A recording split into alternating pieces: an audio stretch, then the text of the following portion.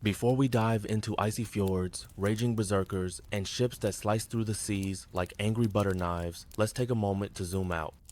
This video is your ultimate, slightly unhinged, and absolutely thorough guide to everything Viking. We'll uncover how a bunch of weather-beaten northerners became the stuff of legends, from muddy farms to mead halls, from gods throwing lightning bolts to warriors rowing into Valhalla.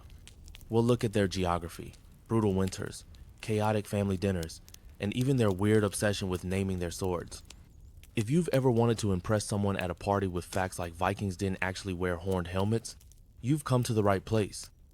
So grab your axe, settle into your longhouse, and hit that like button harder than Thor's hammer slamming into a frost giant. And don't forget to subscribe, or Odin might send a raven to haunt your Wi-Fi. Let's begin the journey where all epic Viking tales start not with blood or steel, but with a cold, unforgiving land that forged legends out of frost. Now that you've smashed that like button with the force of a Viking war axe, it's time to meet their homeland Scandinavia, aka the cold, wet, and wild starter pack. Picture this. Steep mountain ranges that look like angry giants took a nap and forgot to stand up. Endless pine forests, whispering secrets, and fjords so deep you could hide your entire midlife crisis in them. This isn't exactly the Bahamas here. The summers were like guest appearances and winters stuck around like that one cousin who never leaves after a party. We're talking about Norway, Sweden, and Denmark before IKEA, and ABBA, when the land itself trained its people to be tough. It was survival of the frostiest. The terrain forced folks to be inventive, resilient, and really good at chopping wood-3 traits that would later help them invent boats, axes, and terrifying reputations. And so, in this unforgiving landscape, the Viking spirit was born not in a royal palace, but in a snow-covered cabin where the firewood ran out faster than the mead. But hold on, before they were raiders and explorers, they were just people trying not to freeze their chainmail off. Let's zoom into their frosty reality. So, what happens when you mix eternal darkness, bone-chilling wind, and the sun playing hide and seek for 8 months a year? You get Vikings humans forged by frost. Winters in Scandinavia didn't just knock on your door, they kicked it down and stole your firewood. To survive, the locals had to become experts at storing food, layering fur, and giving side eyes to blizzards. They learned to smoke fish better than Instagram filters, ferment anything edible, and hunt like it was a national sport. Even their summer felt like a cold Tuesday in other parts of the world. But that brief sunlight window?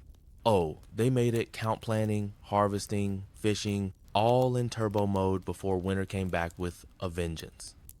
It wasn't just about surviving, it was about doing it with style and occasionally yelling at the sky.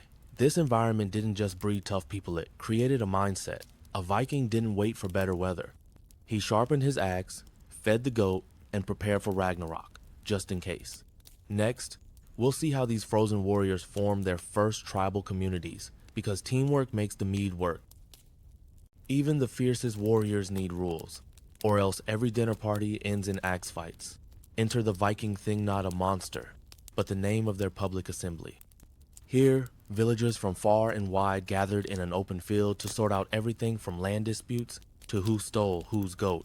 There were no judges with wigs, just elders with big beards and even bigger opinions. Anyone could speak, as long as they didn't bore the crowd. Justice wasn't served cold, it was grilled over a fire while everyone debated like it was Norse reality television. If someone was found guilty, punishments ranged from fines, pay up in cows, to exile, pack your fur coat, and start walking. But the real charm of the thing? It was democracy with a dash of mead, a sprinkle of drama, and a whole lot of yelling. A perfect mix for any functioning society, Viking style. Now that we've met the clan and their shouting matches over runaway chickens, let's look at how these early Vikings actually put food on their wooden tables. Farming in Scandinavia was like dating in the modern world, cold, unpredictable, and full of emotional damage. The land was rocky, the seasons were rude, and the goats had zero respect for boundaries. But that didn't stop them. They grew barley, oats, and rye like pros, planted in tight summer windows, and prayed the frost didn't arrive early like an uninvited in-law. Livestock was essential. Cows for milk, sheep for wool, and pigs for, well, bacon. But the real action happened near the coast.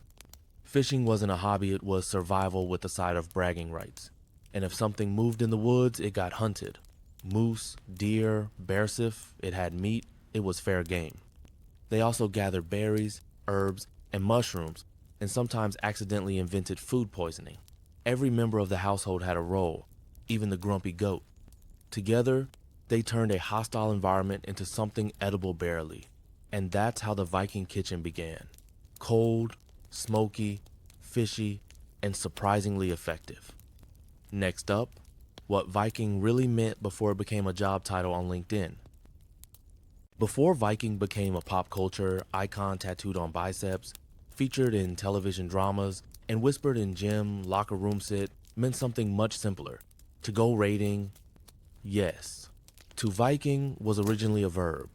It wasn't a nationality, an ethnicity, or a trendy beard style. It was a part-time job with great travel opportunities and zero HR department. Young men from various tribes in Scandinavia would jump into longships, kiss their goats goodbye, and sail off to Viking, which loosely translates to plunder first, ask questions never. Not everyone in Scandinavia was a Viking. Most folks were farmers, blacksmiths, or professional goat arguers. The actual Viking was the bold one who said, "Let's sail across stormy seas to steal shiny things from strangers," and thus the name stuck. Over time, the world began calling all Northmen Vikings, whether or not they'd ever lifted a sword or yelled at a monk. So next time someone flexes their Viking tattoo, ask them what village they've pillaged lately. Coming up, how these sea-loving axe collectors also had a deeply spiritual side complete with thunder gods, tree worlds, and a healthy fear of wolves. So after setting sail, swinging axes, and explaining that Viking is actually a verb, let's talk about what truly kept these folks going besides fish and mead, gods. Lots of them. The Vikings didn't just worship one almighty being. Oh no, they had a whole pantheon of deities, each with their own specialty and questionable life choices. Thor was the fan favorite, thunder god, hammer thrower, and part-time weather forecaster. Odin, his dad, was a one-eyed war god who traded his eyeball for wisdom because glasses hadn't been invented yet. Then there's Freyr, in charge of fertility, crops, and awkward conversations. Need a good harvest? Offer a pig. Need victory in battle? Sacrifice a goat. Need relationship advice? Maybe just light a candle and hope Loki's not listening. These gods were powerful, dramatic, and wildly entertaining, basically the original reality show cast. And just like any reality show, there was betrayal, war, sibling issues, and giant wolves that might eat the sun. To the Vikings, the gods were family, bosses, and action movie stars all rolled into one. So yes, they raided villages, but they also prayed before breakfast. Balance. Sure, the gods had drama and the warriors had axes, but the real power center of Viking society, the family longhouse, that's right, Viking life revolved around the home, where everyone from Grandpa Bjorn to baby Olaf had a role. This wasn't your modern family with awkward dinner chats. This was a fully functioning mini-kingdom fueled by dried fish and mutual grumpiness. The eldest male often ran the show, but don't underestimate Grandmosh could end arguments with one look and a spoon. Land and property were passed down through bloodlines, so knowing your cousins wasn't just for birthday sit, was for inheritance. Family loyalty was sacred. Betray your kin? Expect a feud longer than the winter. Weddings weren't just romantic affairs, they were political alliances sealed with mead and awkward dancing. And don't even try stealing someone's goat, that's practically declaring war. In Viking culture, family meant survival, legacy, and who got the good bed spot near the fire. Before we dive into their legendary tales and epic battles, we need to understand this. The Viking Empire wasn't built by lone wolves, it was raised by families that argued, hugged, hunted, and yelled together. When you don't have Wi-Fi, books, or even decent paper, how do you keep your history alive? Easy you talk. A lot. The Vikings were walking, mead-sipping, axe-wielding storytelling machines. Around the fire, after a long day of fishing or not freezing to death, families gathered to hear tales of heroes, monsters, gods, and that one guy who accidentally set the goat shed on fire. These weren't just bedtime stories. They were epic sagas passed down through generations, with each retelling getting slightly more dramatic, and with 30% more dragons. It wasn't just entertainment, it was memory, pride, and moral lessons delivered with a wink and a war cry. The best storytellers were like rock stars, and the wrong story could get you excellent or worse, ignored. These oral traditions help unite clans, preserve culture, and create legends that would outlive their original narrators. So before Netflix, there was Nana the Wise, spinning yarns by torchlight, and trust me, her plot twists would have blown your helmet off. Up next, how these goat-chasing, saga-reciting warriors traded fur and fish for shiny loot from the south. Before the Vikings became the nightmare of coastal villages, they were already excellent traders. Yes, behind those beards and axes were some surprisingly savvy merchants. Early Viking trade routes stretched across frozen fjords and stormy seas, carrying valuable goods like amber, prehistoric tree sap, but fancy, fluffy furs, and dried fish that could outlast a winter hangover. In return, they got shiny treasures from the south, glass beads, fine wine, fancy swords, and more excuses to hold feasts. Their boats didn't just sail for raids, they floated with commerce, diplomacy, and possibly a little gossip. Trading hubs started popping up like medieval Amazon warehouses, buzzing with deals, debates, and the occasional brawl over who got the last piece of smoked eel. Through these early exchanges, the Vikings expanded their horizons and their shopping carts. So, while Grandma was home telling epic sagas, Uncle Bjorn was probably haggling for a wine jug in Francia. Coming up, let's talk about Viking gym membership saga, their ridiculously strong genes, and cold weather muscle gains. Let's face it, Vikings didn't exactly blend into a crowd. Towering over most Europeans of their time, with broad shoulders, flaxen hair, and the kind of jawlines that could slice cheese, they looked like they walked out of a protein ad. But how did they get that way? Well, think their all meat no carb lifestyle. Their daily diet was basically a feast of fish, game meat, fermented stuff, and the occasional mystery stew made by Grandma Olga. Don't ask what's in it. Add to that a workout plan called chopping wood in the snow while carrying goats, and you've got yourself a Norseman built like a frost giant. The cold climate didn't just toughen their skin, it built endurance, muscle mass, and probably a tolerance for shirtless selfies in the snow. These physical traits weren't just for show. Either they helped them survive brutal voyages, win battles, and carry barrels of fish uphill both ways. Next up, what happens when you combine that physique with an unbreakable code of honor? Spoiler alert, you don't want to insult a Viking at dinner. In Viking society, honor wasn't just a nice trait, it was the whole operating system. Lose your sword? Fine. Lose your cow? Manageable. Lose your honor? That's a one-way ticket to social exile or worse, being the topic of Grandma's next gossip session. Loyalty ran deep, whether the family, tribe, or the guy who once shared his mead with you during a thunderstorm. And revenge? Let's just say forgiveness wasn't trending in 9th century Scandinavia. If someone insulted your beard, you didn't write a passive-aggressive poem, you challenged them to a duel, preferably shirtless in the snow, with your ancestors watching, probably judging. These values weren't just for warriors either. Farmers, merchants, even old Uncle Bjorn with a wooden leg, all lived by this unspoken code. It held the Viking world together tighter than a longship on stormy seas. These ideals of honor, loyalty, and vengeance weren't just drama fuel, they shaped law, customs, and even how kids were raised. Coming up, how those kids were tossed into snowbanks to check if they were warrior material. Spoiler, no participation trophies. It all started in 793. While monks at Lindisfarne were busy writing scrolls and humming prayers, something very unholy arrived by CAA longship full of very loud, very bearded Vikings. This wasn't a casual visit to borrow sugar. It was the grand opening of the Viking Age, and Europe was not ready. The raid on Lindisfarne wasn't just shocking because of its brutality, it was shocking because no one expected a bunch of wild northerners to crash a sacred monastery like it was a weekend party. The monks had gold, books, and zero self-defense skills. To the Vikings, that combo sounded like an all-you-can-plunder buffet. News of the raid spread faster than gossip at a royal wedding, turning Vikings into the stuff of nightmares.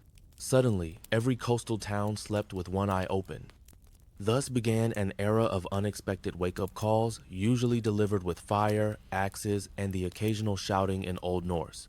And the best part? This was just the beginning. What made the Vikings so terrifying wasn't just their wild hair or love for shouting it, was their longships. These wooden marvels were like the sports cars of the medieval sea, sleek, fast, and perfect for pulling off dramatic arrivals. With a shallow draft, Viking ships could glide up rivers like they were taking a scenic tour, only to unload warriors into the unsuspecting countryside. By the time villagers realized it wasn't the mailman, but a gang of axe-wielding Norsemen, their valuables were already halfway to Norway. The tactic was simple: strike fast, loot faster, and vanish before breakfast.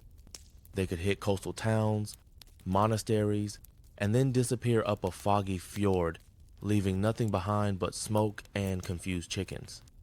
These surprise attacks weren't random chaos, they were carefully orchestrated chaos, like a flash mob, but with more helmets and fewer dance moves. Thanks to their nautical ninja tactics, Vikings turned Europe's rivers into Viking highways. Forget castles if you didn't have a river lock. You were basically inviting them in for a surprise inspection.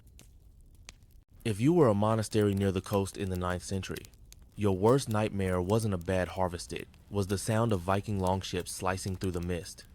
These fearless raiders had a knack for picking the juiciest targets: coastal villages, lazy trade outposts, and above all, monasteries loaded with gold, wine, and absolutely zero warriors.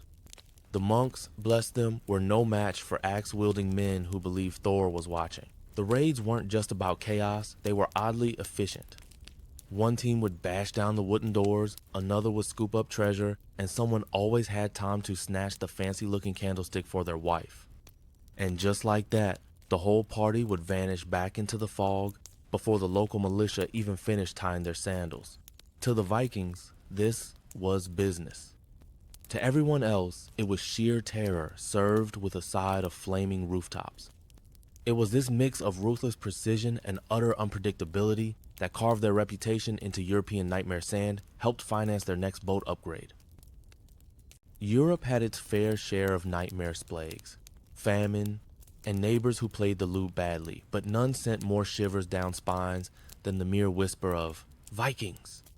After a few surprise raids, the image of these seafaring barbarians spread faster than rumors at a royal banquet. Monks added, "Please keep the Vikings away," into their prayers, and peasants started hiding silver spoons in chicken coops. Some people even claimed they saw longships in their soup. From the foggy coastlines of Ireland to the sunny fields of France, no one felt safe.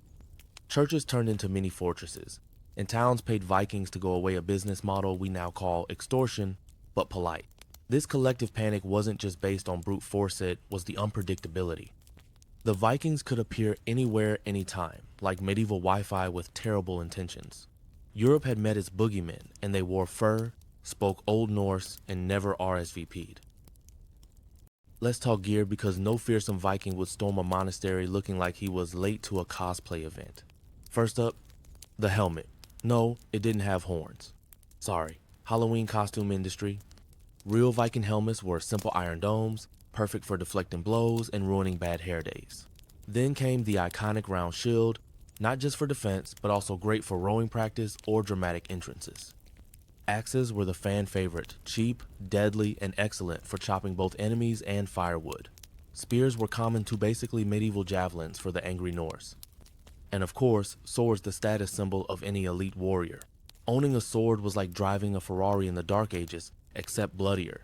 Viking weapons weren't flashy, they were brutally effective. Every piece of equipment had a purpose.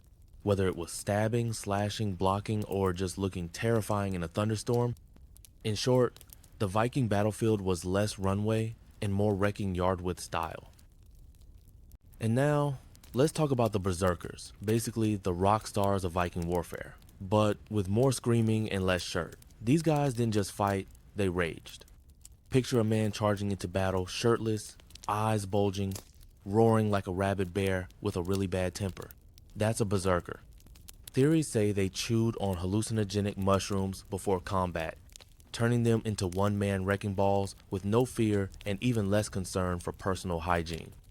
They ignored wounds like they were minor inconveniences and could send entire enemy lines into panic just by existing. Other Vikings treated them with a mix of admiration and "please don't sit next to me at dinner." While not exactly the ideal guests for a peaceful negotiation, berserkers were shock troops that could turn the tide of battle through sheer chaos. If a regular Viking was a thunderstorm, a berserker was a full-blown Norse tornado with an axe. Loud, wild, and utterly unforgettable. If you're picturing Viking battles as orderly lines of soldiers clashing like chess pieces, think again. Viking tactics were more like a chaotic pub brawl with boats. These warriors weren't big fans of formations. Instead of marching in squares or shouting Latin commands, they split into small, nimble groups that popped up where least expected, like your ex's text at 2 a.m. One moment they were raiding a riverside village, the next they were vanishing into the mist faster than your paycheck after payday. They mastered the hit and run before it was cool.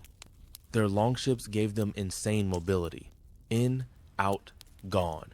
No time for banners or horns, just ruckus, ransack, and retreat. This guerrilla style made them unpredictable and terrifying. And if you're wondering how they coordinated all this, probably a mix of yelling, horn blowing, and good old chaos. But somehow, it worked. Viking warfare wasn't about discipline, it was about shock value, speed, and making sure the other guy was way more confused than you. If you're picturing Viking battles as orderly lines of soldiers clashing like chess pieces, think again. Viking tactics were more like a chaotic pub brawl with boats. These warriors weren't big fans of formations. Instead of marching in squares or shouting Latin commands, they split into small, nimble groups that popped up where least expected, like your ex's text at 2 a.m. One moment they were raiding a riverside village, the next they were vanishing into the mist faster than your paycheck after payday. They mastered the hit and run before it was cool. Their longships gave them insane mobility. In, out, gone. No time for banners or horns, just ruckus, ransack, and retreat. This guerrilla style made them unpredictable and terrifying. And if you're wondering how they coordinated all this, probably a mix of yelling, horn blowing, and good old chaos. But somehow, it worked. Viking warfare wasn't about discipline, it was about shock value, speed, and making sure the other guy was way more confused than you. After mastering the runes, what did the Vikings do next? They told story-epic ones. Enter the sagas. Grand tales whispered around hearth fires, full of love, betrayal, revenge, and more plot twists than a modern soap opera. These weren't your average bedtime stories. Oh no. They featured berserkers punching bears, women smarter than kings, and voyages that made Odysseus look like he forgot to pack snacks. Passed down orally, sagas were the Viking Netflix with zero buffering and 100% drama. If you forgot a line mid-story, prepare for side eyes from the elders. Memory was sacred, and so was the next plot twist. If you thought Columbus was the first European to discover America, well, surprise. Meet Leif Erikson, son of Eric the Red and part-time explorer, full-time overachiever. Fueled by tales of mysterious lands west of Greenland and possibly by too much fermented goat milk, Leif gathered a crew, loaded up his longship, and said, "Let's go west, lads," and they did. What they found was Vinland, a lush land with wild grapes, forests, and not a single medieval toll booth. The Vikings built camps, explored, and probably confused the locals with their horned helmets and loud mead-fueled songs. Leif's journey happened over 500 years before Columbus, but somehow missed the PR team needed to get into history books. Still, it was a monumental feat of navigation, bravery, and, let's be honest, serious wanderlust. So next time someone brings up Columbus, just raise an eyebrow and whisper, "Leif did it first." After years of raiding, settling, and occasionally trying politics, the Viking era neared its curtain call. In 1066, King Harald Hardrada of Norway decided to give England one last swing. With a beard full of ambition and muscles full of delusion, he landed on English soil expecting an easy victory. Spoiler, it wasn't At Stamford Bridge, he was met not by scared monks or confused farmers, but by the battle-hardened army of King Harold Godwinson. The clash was epic, the yelling was loud, and the sweat was historically significant. Despite Viking bravery and some impressive yelling in Old Norse, Harold took an arrow to the neck and that was that. The mighty roar of the North quieted down after that day. It was the end of the age of heroic beards and berserker rage. From this point forward, the Vikings were no longer the stuff of nightmares, but the stuff of legends and probably school exams. After centuries of swinging axes and screaming in Old Norse, the Vikings began to calm down somewhat. With raids becoming less profitable and arrows increasingly finding Viking necks, many Norse warriors started thinking, maybe farming isn't such a bad idea after all. So the former berserkers traded their battle cries for the sound of cows mooing and wheat rustling. Across England, France, and even parts of Eastern Europe, Viking settlements began popping up like mushrooms after rain. Some became respected lords, others turned into merchants selling ironically peaceful goods. Gone were the days of fire and pillage. In came the age of barn construction and market bargaining. Their kids didn't grow up learning to swing swords, they learned to haggle over cheese prices. The Viking identity didn't vanish, it evolved. From fearsome raiders to influential members of medieval society, their transformation was as dramatic as a beardless Viking. And that, dear viewer, is how the axe wielders of the North became the plow pushers of the field. Forget pirate ships or Roman galleys, the true marvel of medieval maritime engineering was the Viking longship. Sleek, fast, and able to sneak up rivers like a hungry otter, these vessels were the secret weapon behind Viking domination. Built for both sea and river, they were long and narrow with a shallow draft, allowing them to sail into places no one expected, like the middle of your peaceful monastery picnic. Powered by both sails and rows of buff, bearded rowers who skipped leg day but never arm day, the longship was a mobile menace. Its figurehead, often a carved dragon or serpent, wasn't just for intimidation, it doubled as early psychological warfare. Oh look, a boat.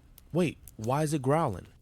Whether gliding through icy fjords or launching raids on unsuspecting coasts, the Viking longship was more than just transport, it was a floating thunderbolt, stylishly terrifying and absurdly effective. The Viking longship didn't build itself, though you might think Thor hammered it together during a thunderstorm. In reality, it was a product of top-tier carpentry and some serious oak tree negotiations. Vikings used strong oak wood for durability, and the clinker-built technique overlapping curved planks made the hull flexible and seaworthy, like a medieval rubber ducky with muscles. The planks were fastened with iron rivets and sealed with animal hair and tar, because who needs epoxy when you've got sheep?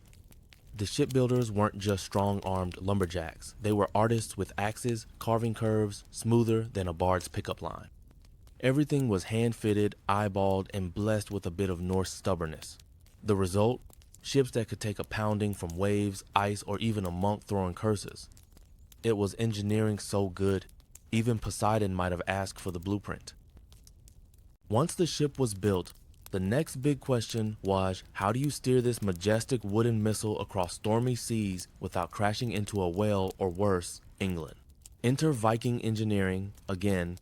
Their ships had a square sail made from wool, which sounds cozy but could catch wind like Odin catching trouble.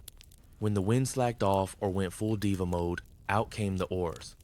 Yes, rowing by hand like a medieval gym session. The rudder wasn't centered but stuck to the right side of the ship, hence the term starboard, from Old Norse theory borth. Simple? Yes. Effective? Very. One steersman, a few commands, yelled with enough force to scare a kraken, and boom, you've got precision turns. Vikings didn't need GPS, they had guts, muscle, and the ability to yell at the wind louder than it yelled back. After perfecting their ship, steering, and sail techniques, the Vikings decided it was time for a proper sea road trip minus the playlist and snacks. Their destination? Anywhere with gold, monks, or weak coastal defenses. Setting out from chilly Scandinavia, they braved freezing waves, brutal winds, and the kind of seasickness that made even the toughest berserker question life choices. These journeys lasted days or even weeks, with nothing but salty fish, smelly beards, and the occasional dolphin for company. They reached the coasts of England, France, and even Spain sometimes, to raid, sometimes to trade, but always to make an entrance. The North Sea wasn't a joyride, it was like sailing through Odin's personal washing machine. Yet these seafaring adventurers pushed forward, proving that with enough muscle, wind, and stubbornness, you could turn the whole of Europe into your weekend getaway. Crossing stormy seas was one thing, but actually knowing where you were going, that was Viking level sorcery. With no compasses or Google Maps, these bearded navigators relied on a cocktail of cosmic signs and pure gut instinct.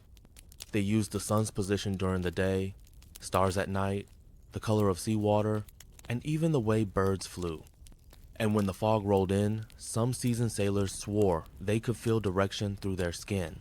Seriously, Grandpa Bjorn could sniff the difference between southwest and due south. Their secret weapon? The sunstone, a mystical crystal that helped locate the sun on cloudy days.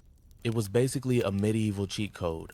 Thanks to this Norse GPS, they charted vast distances with shocking accuracy. While modern sailors need satellites, the Vikings just needed clear skies, a few seabirds, and a good nose. While Viking warships got all the fame, their trading ships were the real MVPs of the economy. Smaller, chubbier, and slower, these boats weren't built for speed, but for stuffing every corner with goods. Amber, from the Baltic, toss it in. Fur, iron, and yes slaves? Yep, all on board.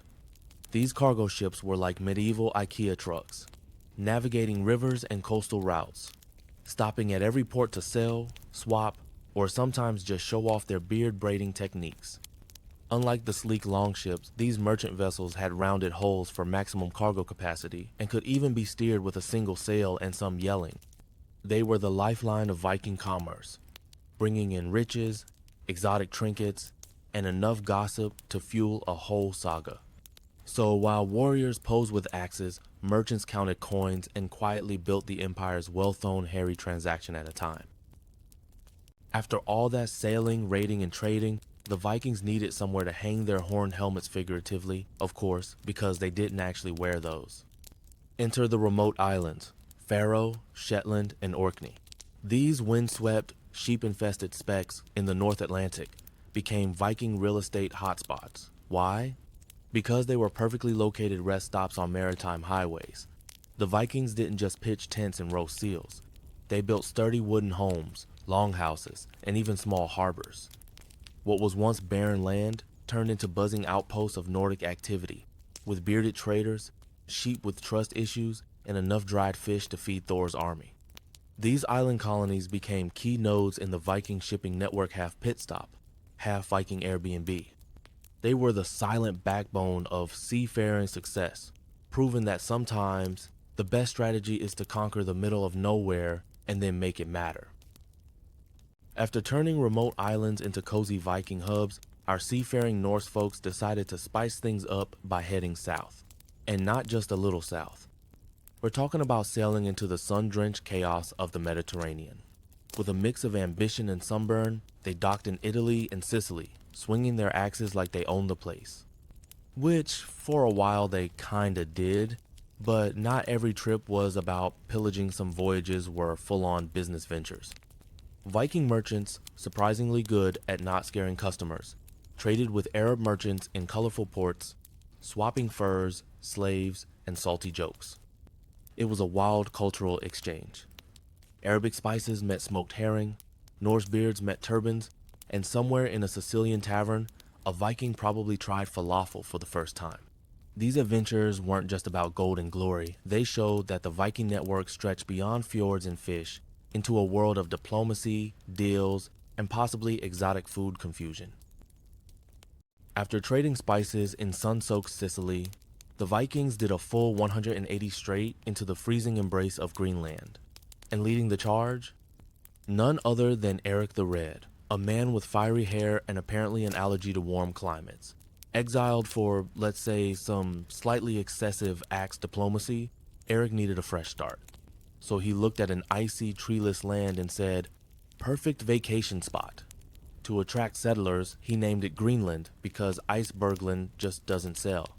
Amazingly, people came, probably tricked by the marketing, and they built farms on the coastal strips, raising sheep and occasionally eyebrows.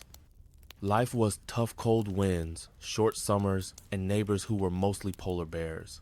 But thanks to their stubbornness and wool-lined underpants, the Vikings held on. Eric may not have found paradise, but he did find a new chapter for his people.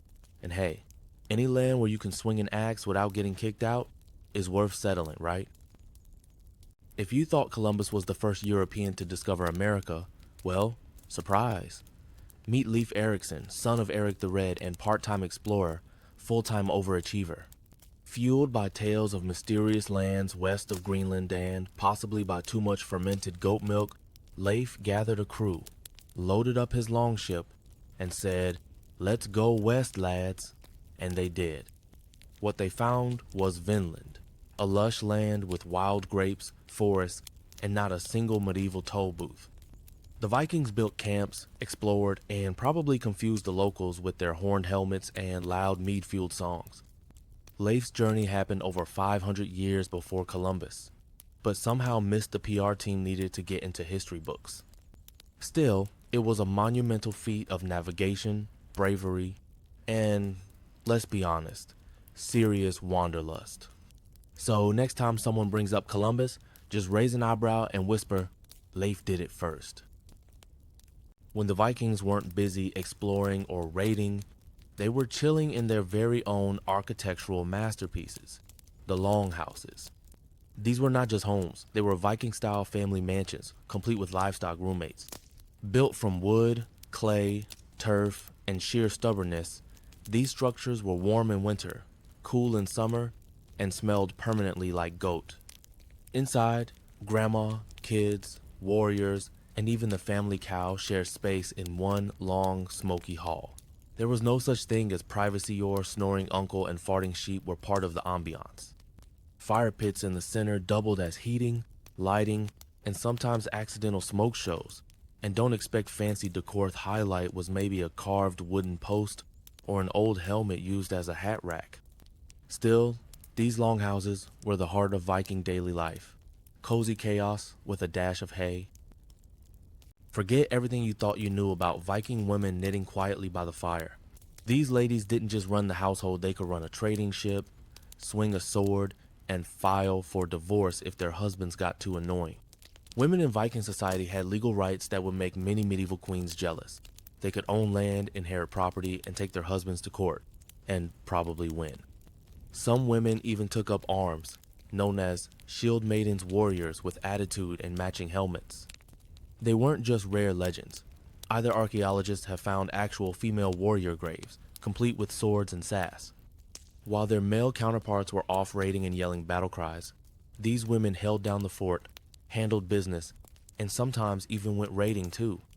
In short, behind every bearded Viking berserker was a woman who could negotiate, fight, and stare him into submission.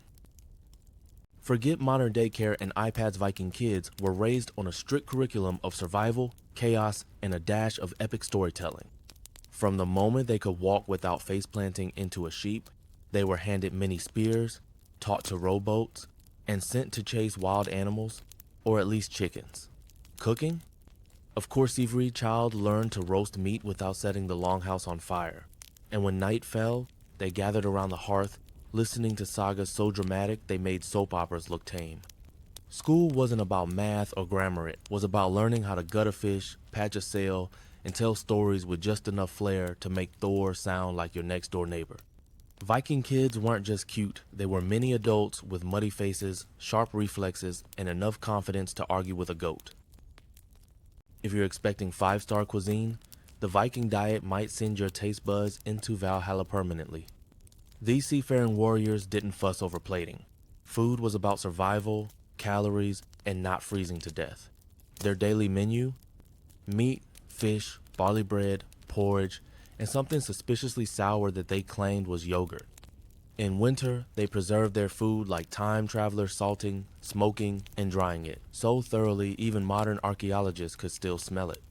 Hunting and fishing were daily duties, but so was avoiding your cousin's experimental stew made from mystery meats. Meals were family affairs, eaten from wooden bowls by the hearth, while someone inevitably told a saga involving either a troll or a goat.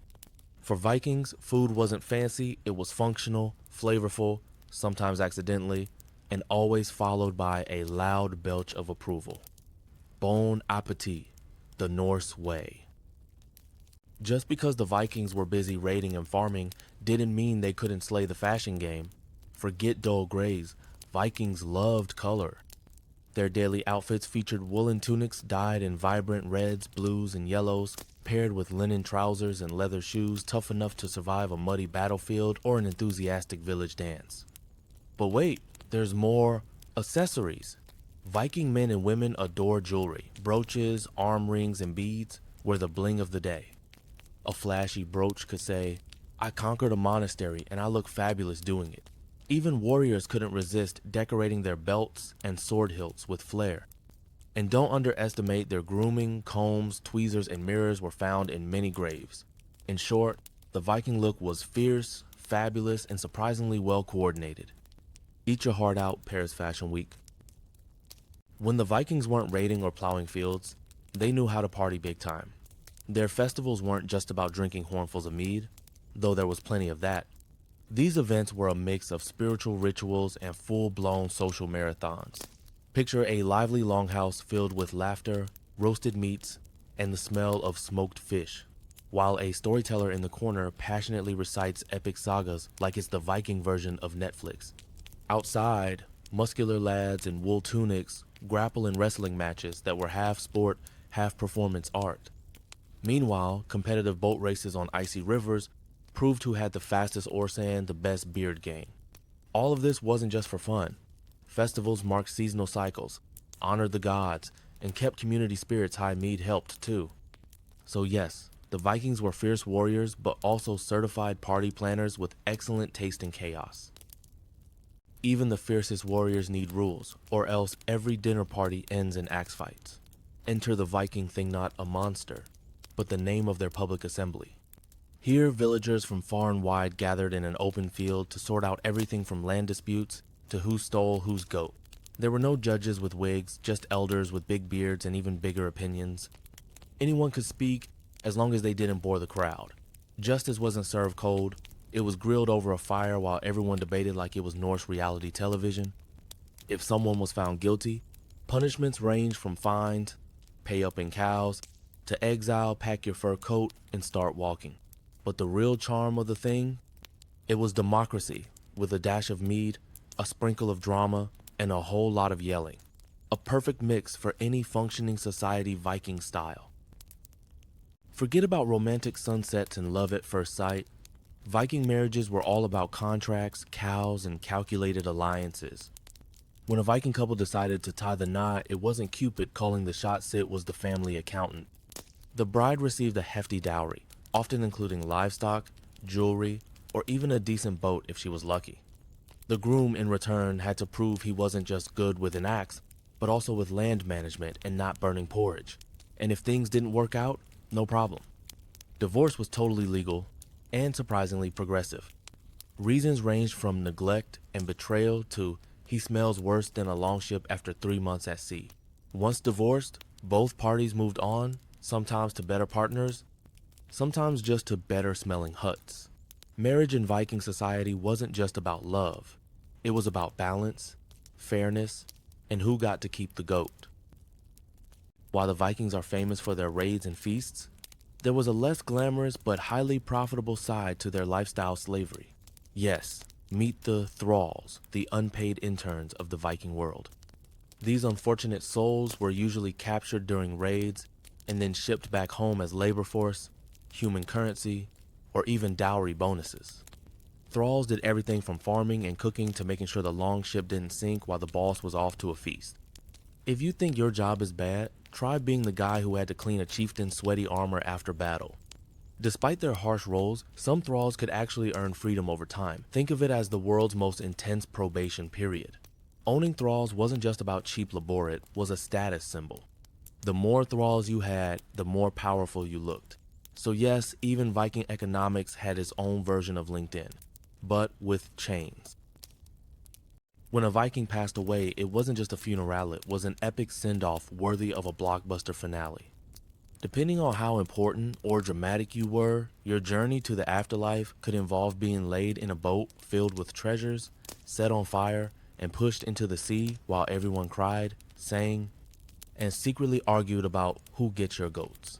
Alternatively, you could be buried with all your stuff, swords, helmets, kitchenware, and maybe even your favorite comb. The wealthier you were, the fancier your grave, which sometimes looked like a mini IKEA showroom made of dirt. These grand gestures weren't just about mourning. They were status updates for the afterlife. Hey Odin, check out my gold-plated longboat. Funerals were also a great excuse for a feast, because nothing says farewell like roasted boar and awkward toasts. Whether it was flames or shovels, a Viking's last trip was always memorable and very flammable. For the Vikings, death wasn't a full stop, it was more like a dramatic plot twist. If you lived bravely, died gloriously, or at least didn't trip on a goat, you had a shot at Valhalla, a majestic hall where fallen warriors feasted, fought, and feasted again. Yes, in that order. Odin, the boss of Valhalla, handpicked the VIPs, while the rest went to Helheim, a slightly gloomier place, less partying, more eternal chill. But here's the kicker. Your afterlife depended not on how rich you were, but how epic your life was. Saving your village from raiders? Valhalla. Overslept and missed the raid? Helheim. Even in death, there were standards. This belief shaped everything from how Vikings fought to how they raised their kids. Eat your porridge or you'll end up in Helheim. It wasn't just religion, it was career, motivation, battlefield fuel, and bedtime threat all rolled into one. If the Vikings had social media, their feed would have been flooded with epic sagas, legendary beasts, and magical hammers. But since Wi-Fi wasn't a thing, they had grandma, or dad, or that one uncle who exaggerated everything.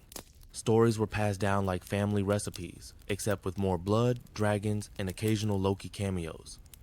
These tales weren't just for bedtime, they taught life lessons, explained why the thunder rumbled, Thor's hangry again, and bonded communities around the fire.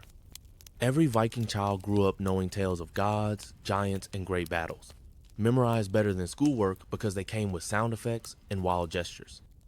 The line between history and myth was delightfully blurry. Did Thor really wrestle a sea serpent? Who cares? The story's awesome. These oral traditions stitched Viking identity together tighter than their wool tunics. Forget textbooks, this was the original cinematic universe. If asking a seer didn't bring peace of mind, the Vikings had another backup plan, throwing a feast for the gods. But this wasn't your average neighborhood barbecue. This was full-on divine bribery. Offerings ranged from goats and pigs to the occasional unfortunate prisoner of war. Yikes. Picture a Viking chieftain nervously holding up a chicken and asking Thor for better weather. Rituals were held during major events, harvest, battles, weddings, and, let's not forget, oops, we made the gods angry again, emergencies. These ceremonies included chants, fire, blood, and sometimes way too much mead. And while not everyone was thrilled about the whole sacrifice part, especially the sacrificial part, the belief was strong. Give the gods what they want, or get a thunderbolt through the roof.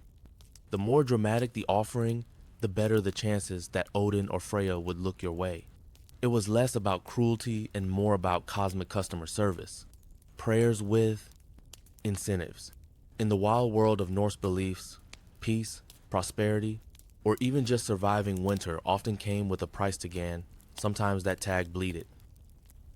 Want to walk in a Viking's boots without risking frostbite or getting hit by a stray axe? Head to the museums in Norway, Sweden, or Denmark where the raiders of the past now politely stand behind glass. Here, you'll find majestic longships that once terrorized coasts, now looking like they're ready for a cruise on the fjords. Intricately carved jewelry, fearsome helmets, without horns, thank you, and warrior outfits give you a glimpse of what Viking fashionistas wore before Instagram. Even their everyday bows and combs are on display because yes, these warriors combed their hair before battle. Museums today don't just show history, they stage a comeback tour for a culture that refuses to fade quietly into legend. If Norse mythology were a family dinner, Loki would be the cousin who shows up uninvited, steals the dessert, and somehow convinces everyone it was their idea. Loki is the god of mischief, chaos, and dangerously creative thinking. With a sly grin and shape-shifting powers, he's both the party starter and the reason the party ends in flames. One moment he's helping the gods build a fortress, the next he's letting a giant sneak in because plot twist. His relationship with Odin and Thor is best described as it's complicated equal parts friend, family, and flaming headache. But despite his pranks and betrayals, Loki is also the reason many heroic stories even exist. Without him, there'd be no flying hammers, magical walls, or epic showdowns. He's the chaos ingredient that makes Norse myths delightfully unpredictable. Just don't lend him your horse. Trust us. Forget pirate ships or Roman galleys, the true marvel of medieval maritime engineering was the Viking longship.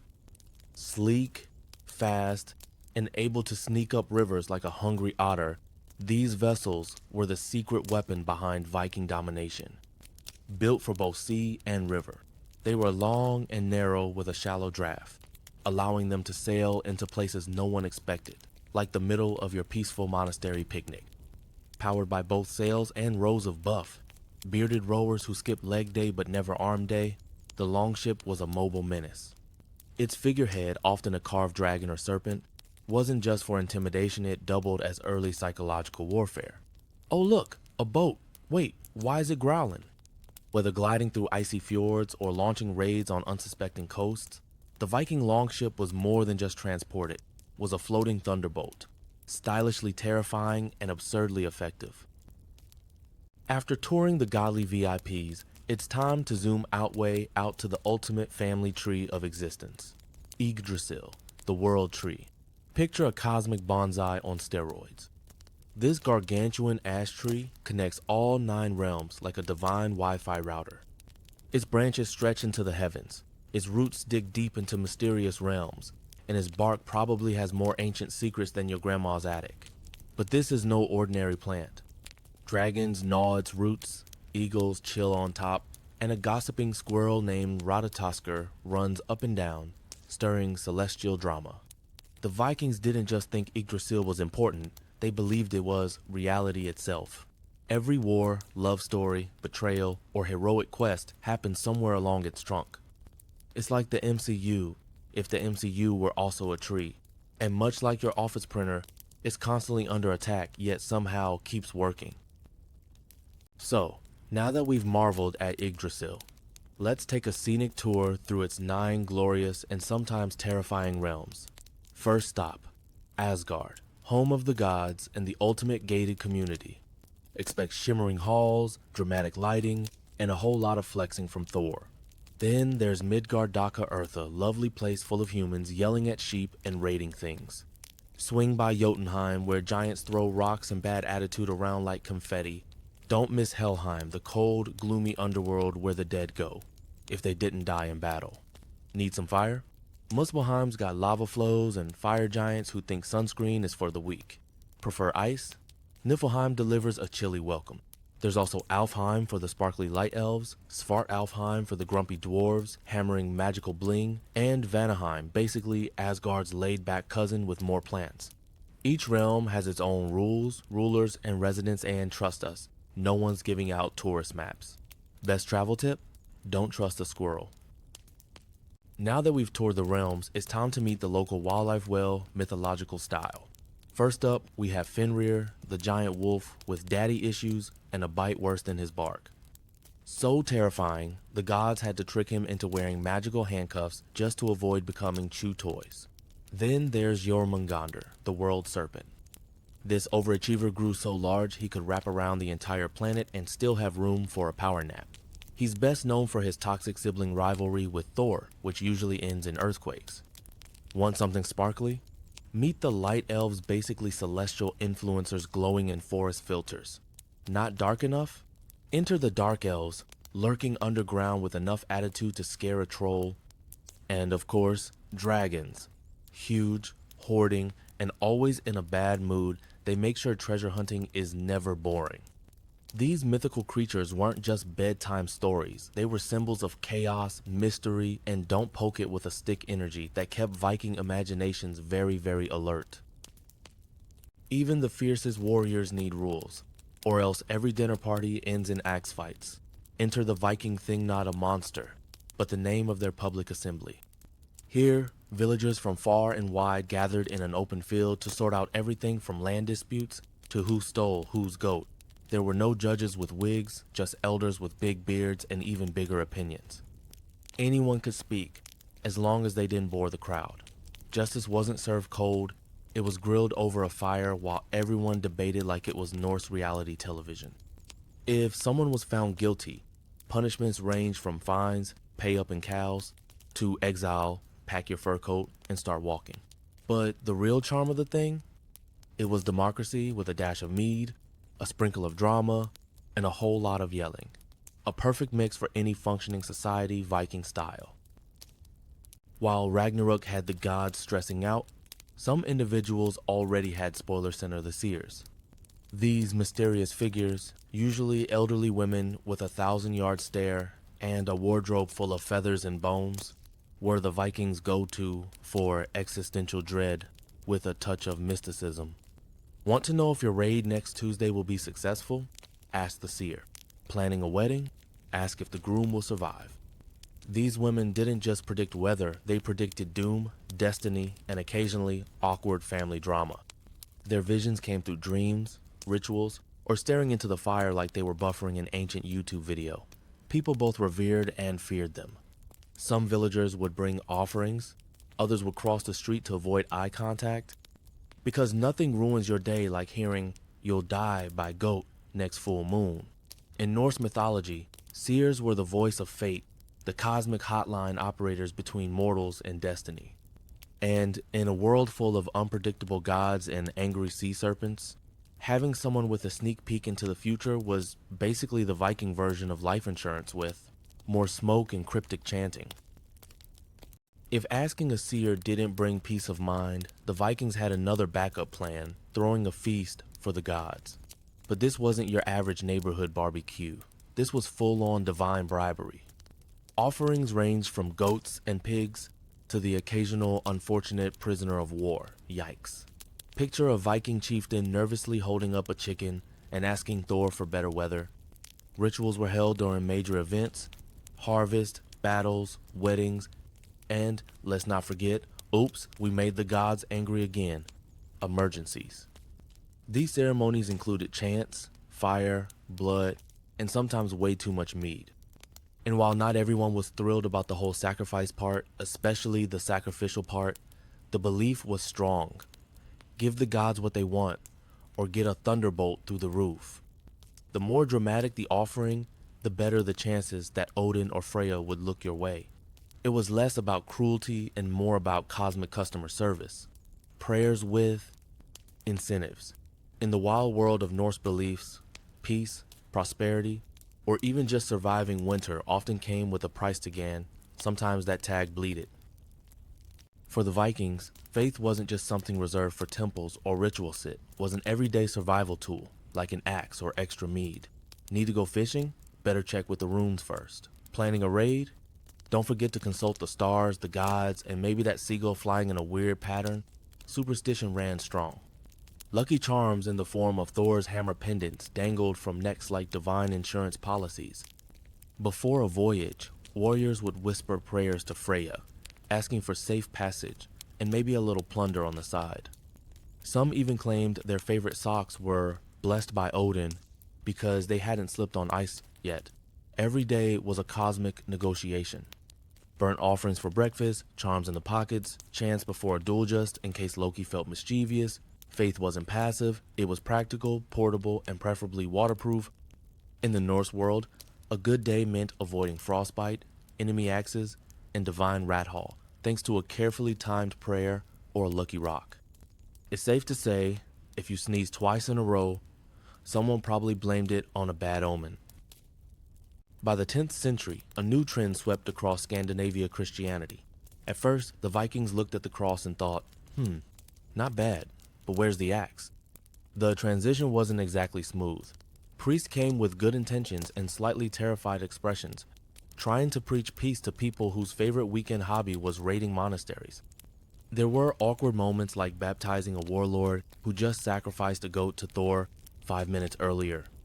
Some Viking leaders embraced the new faith strategically, hoping it came with better trade deals and fewer crusaders knocking at their door. Others hedged their bets, a cross around the neck but still whispering to Odin during storms. Gradually, churches replaced longhouses and hymn books pushed aside runestones. But Norse beliefs didn't vanish, they just hid under new robes. Many traditions were sneakily absorbed. Yule became Christmas, and that big feast, still happening, just with fewer blood eagles. In the end, Viking spirituality didn't die, it evolved. After all, what's more Viking than conquering a new religion and making it your own? After all the raiding, pillaging, and heroic shouting, the Vikings realized something revolutionary. Settling down could actually be nice. Enter Danelaw, a chunk of England, where the Vikings didn't just swing axes, they planted carrots. Instead of looting, they started leasing land. And York? That became their shiny new capital, complete with wooden houses, markets, and the occasional goat on the roof. The locals, at first terrified, eventually warmed up, partly because Viking taxes were oddly efficient, and partly because the Vikings threw excellent mead-fueled block parties. This fusion of Norse and Anglo-Saxon life created a unique cultural smoothie. Viking longships met British tea kettles, and battle cries gave way to bedtime stories. Danelaw wasn't just a Viking victory, it was a surprisingly successful real estate investment, and while swords still hung on the walls, they were mostly decorative. Mostly. After turning parts of England into a cozy Viking Airbnb, our Norse adventurers decided Ireland looked like the next best thing. So, they sailed in, axes in hand, and discovered trade opportunities. Dublin, originally a sleepy settlement, suddenly got a Viking glow-up. Wooden docks, longhouses, and a booming market that sold everything from bear pelts to barrels of mead. The Vikings, ever the multitaskers, weren't just raiders, they became savvy merchants and real estate developers. Locals were confused. One moment they were hiding, the next they were negotiating property lines. And as cultural exchange blossomed, so did Dublin's status as a bustling port city. With some Norse charm, a dash of intimidation, and a whole lot of ale, the Vikings transformed Dublin from a muddy marsh to a medieval metropolis. Who said barbarians couldn't do business? When the Vikings first set eyes on Iceland, they must have thought, ah yes, the perfect place. Cold, volcanic, barely anything Grauslets build a civilization here. And somehow, they did. These frost-resistant Norse adventurers turned this icy rock into a home. They built farms, raised sheep, composed epic sagas, and most impressively, founded the Althing in 930, the oldest still-functioning parliament in Europe. While the rest of the continent was busy jousting or catching the plague, Icelanders were debating laws under open skies next to steaming hot springs.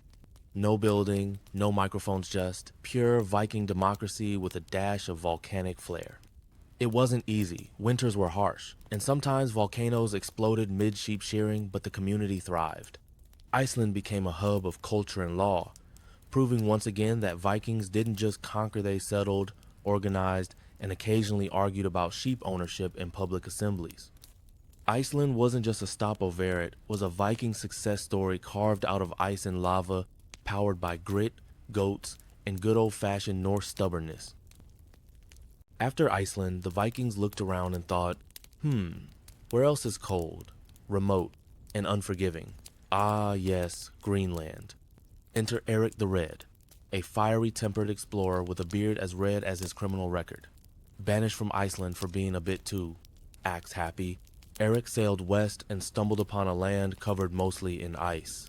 Ever the marketing genius, he named it Greenland to lure unsuspecting settlers. Spoiler alert, it wasn't green. But hey, it worked. People followed him, hoping for meadows, and ended up with glaciers. Still, they made it work. They built farms in the south, hunted seals, and founded settlements that lasted for centuries. Eric became a local legend not just for surviving Greenland, but for tricking people into thinking it was a tropical paradise.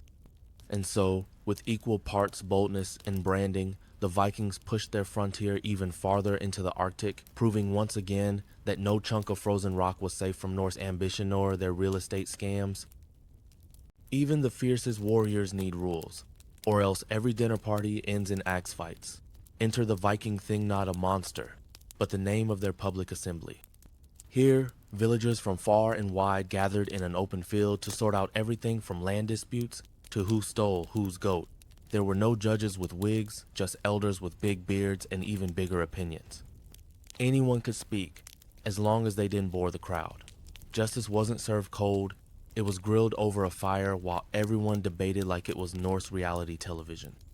If someone was found guilty, punishments ranged from fines, pay up in cows, to exile, pack your fur coat, and start walking. But the real charm of the thing? It was democracy with a dash of mead, a sprinkle of drama, and a whole lot of yelling. A perfect mix for any functioning society Viking style. At first, it was all sunshine and shared campfires. When the Vikings met the Native Americans in Vinland, things started off like a friendly neighborhood. Barbecue of curious glances, cautious hand gestures, and probably a few confused grunts. But peaceful vibes only go so far when your idea of hospitality is showing up with axes and a thirst for land. Eventually, misunderstandings turn into tensions, and tensions turn into flying arrows and Viking yells.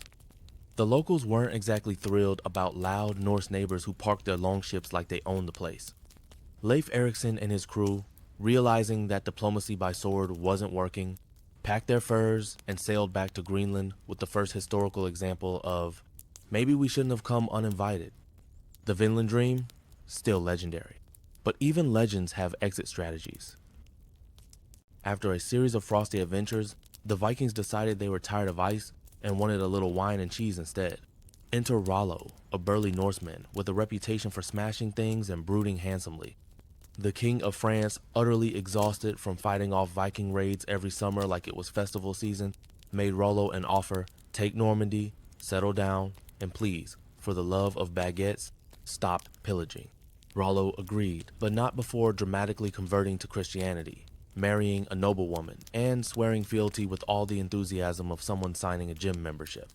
Thus, the Normans were born a Viking-French fusion, so spicy they later conquered England. From raiders to rulers, the Vikings had officially gone from ah to bonjour with a sword still tucked behind their backs, just in case. After charming France into handing over Normandy, the Vikings weren't done exploring career options. Some looked south and thought, what if we got paid, not to raid? Thus began their curious relationship with the Byzantine Empire. Arriving in Constantinople, they didn't storm the gates, no, they knocked politely, well, Viking-style politely. The Byzantines, rather impressed by these towering Norsemen with killer beards and worse table manners, hired them as mercenaries. In exchange for gold and exotic spices, and maybe some nice robes, the Vikings offered their swords and serious intimidation factor. While raiding was fun, trading and guarding emperors had its perks like not getting arrows in the butt every Tuesday. Some even picked up fancy tactics, architectural ideas, and the fine art of not yelling R-A-A-A-G-A-G-H before every negotiation. It was diplomacy Viking edition.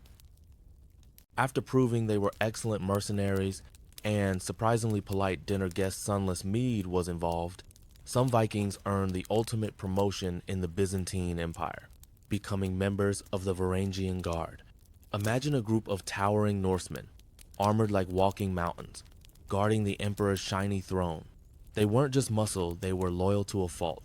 While most bodyguards whisper, "Sir, it's time to leave," the Varangians shout, "Who dares approach the emperor?" in booming Old Norse. Rumor has it, some emperors trusted them more than their own family after all. A Viking may forget your birthday, but he'll never forget to swing an axe at your enemies. The Byzantines even let them carry massive axes indoors. Yes, indoors. You just know those hallway meetings were intense. Just when you thought the Vikings had conquered every patch of land, they turned their gaze eastward towards the mysterious rivers of modern-day Russia. These weren't your average boating trips. The Varangians, as the Slavs called them, paddled up and down the Volga and Dnieper like GPS-less Uber drivers, trading fur, honey, and probably some questionable mead recipes. They set up trading posts that became full-blown towns, and soon their longships were a common sight among Slavic markets. They didn't just barter. These Norse entrepreneurs struck deals with the Islamic caliphates and the Byzantine Empire, swapping shiny things for silk, spices, and stories. It's hard to say what impressed locals more, their axes or their accent. And yes, some Viking traders probably complained about how hard it was to find decent fish stew east of Sweden. Priorities. After years of paddling, trading, and casually terrifying villagers across Eastern Europe, the Vikings decided it was time to get a little domestic. So they went ahead and built a state. Yes, you heard that right, these axe-swinging adventurers laid the foundation of what would later become Russia, Ukraine, and Belarus. They called it the Kievan Rus, which sounds fancy but basically meant our stuff, our rules. With their Slavic neighbors, they mixed, mingled, and maybe argued over soup recipes. They brought Norse governance, warrior culture, and a love for strong drinks. The result? A hybrid civilization of fur, fire, and fabulous mustaches. To this day, traces of Viking DNA, and possibly their stubbornness, still run through the veins of Eastern Europe. Turns out, they didn't just raid sometimes. They stayed and built history. Even after their ships stopped docking and their axes were hung on the wall like Viking IKEA decor, their legacy refused to retire. The Vikings didn't just pass through Europe, they left a trail of words, customs, and dramatic beard inspiration. From English days of the week, yes, Thursday is basically Thor's Day. To legal systems that echo their assemblies, their fingerprints are everywhere. Place names? Check. DNA in modern Europeans? Double check. Even storytelling traditions, those epic sagas of love, blood, and oops, I poked a dragon still echo in modern fantasy novels and television. And let's not forget the helmets though, they never had horns. Pop culture insists otherwise. Thanks to them, Viking culture became the rock stars of medieval branding, and history never looked so bearded. When they weren't busy swinging axes or navigating stormy seas, Vikings were unleashing their inner decorators. Wooden beams? Let's carve a dragon. Ship prow? Another dragon. But scarier. Their carving obsession turned every surface into an intimidating art gallery of serpents, beasts, and swirling patterns that screamed, "We have great taste and possibly anger issues." These designs weren't just for show, they marked power, clan identity, and possibly served as ancient anti-theft devices. I mean, would you steal a chest guarded by a snarling wooden wolf? Even their longhouses had intricate carvings, turning Viking homes into rustic palaces of splinter-filled elegance. It turns out, Vikings didn't just build, they sculpted. With an axe. While Ragnarok had the gods stressing out, some individuals already had Spoiler Center the Seers. These mysterious figures, usually elderly women with a 1,000-yard stare and a wardrobe full of feathers and bones, were the Vikings' go-to for existential dread with a touch of mysticism. Want to know if your raid next Tuesday will be successful? Ask the seer. Planning a wedding? Ask if the groom will survive. These women didn't just predict weather, they predicted doom, destiny, and occasionally awkward family drama. Their visions came through dreams, rituals, or staring into the fire like they were buffering an ancient YouTube video. People both revered and feared them. Some villagers would bring offerings, others would cross the street to avoid eye contact. Because nothing ruins your day like hearing, "You'll die by goat next full moon." In Norse mythology, seers were the voice of fate, the cosmic hotline operators between mortals and destiny. And in a world full of unpredictable gods and angry sea serpents, having someone with a sneak peek into the future was basically the Viking version of life insurance with more smoke and cryptic chanting. If Thor had a favorite sword, it would probably be an Ulfbert. Forged by Viking smiths with skills that would make modern metallurgists drop their microscopes, these legendary blades were made from steel so pure it shouldn't have existed in that era. The name Ulfbert was etched into the blade like a signature, basically the Viking version of Gucci. Archaeologists found them and immediately asked, Wait, how did they make this? Time travel? These swords were not only deadly, but they also came with serious clout. Owning one meant you were either incredibly rich, incredibly important, or had very persuasive raiding skills. If Thor had a favorite sword, it would probably be an Ulfbert. Forged by Viking smiths with skills that would make modern metallurgists drop their microscopes, these legendary blades were made from steel so pure it shouldn't have existed in that era. The name Ulfbert was etched into the blade like a signature, basically the Viking version of Gucci. Archaeologists found them and immediately asked, wait, how did they make this? Time travel? These swords were not only deadly, but they also came with serious clout. Owning one meant you were either incredibly rich, incredibly important, or had very persuasive raiding skills. You thought runes were just squiggly lines carved on rocks? Think again. To the Vikings, runes were the Swiss Army knife of the written world.